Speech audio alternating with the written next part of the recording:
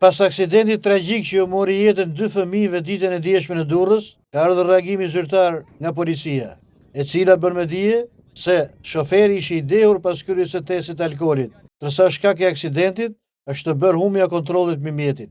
Gjithashtu thekson policia, nga verifikimet rezulton se ky shtetës është ndëshkuar më parë për shkelje të rregullt qarkullimit rrugor, konkretisht për parandalim të gabuar në vitin 2020 dhe për tejkalim të shpejtësisë 2 herë me pezullim të lejes drejtimit nga 1 muaj në vitin 2022. Lidhur me këtë ngjarje të rëndë, policia e Durrësit ka reaguar për aksidentin rrugor të ndodhur me datën 3/5/2026 rreth orës 14:10 në rrugën e Orit të lagjës numër 15 në qytetin e Durrësit.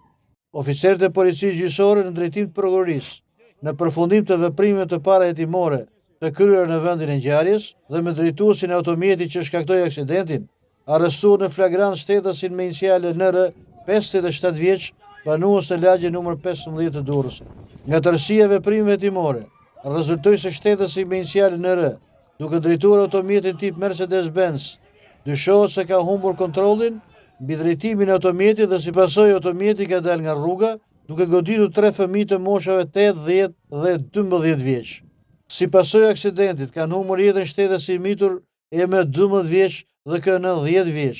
ndërsa i mituri tjetër 8 vjeç, pasi mori ndihmën e parë mjekësore në spitalin e Durrësit, u transportua për mjekim të specializuar në spitalin e traumës Tiranë.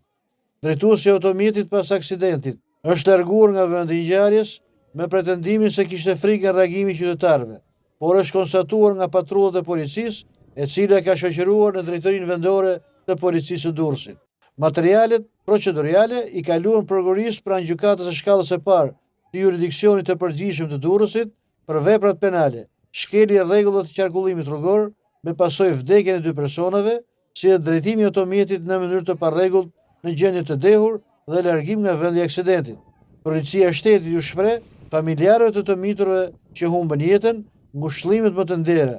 dhe i uron voglushit 8 vjeçar shërim sa më të shpejtë.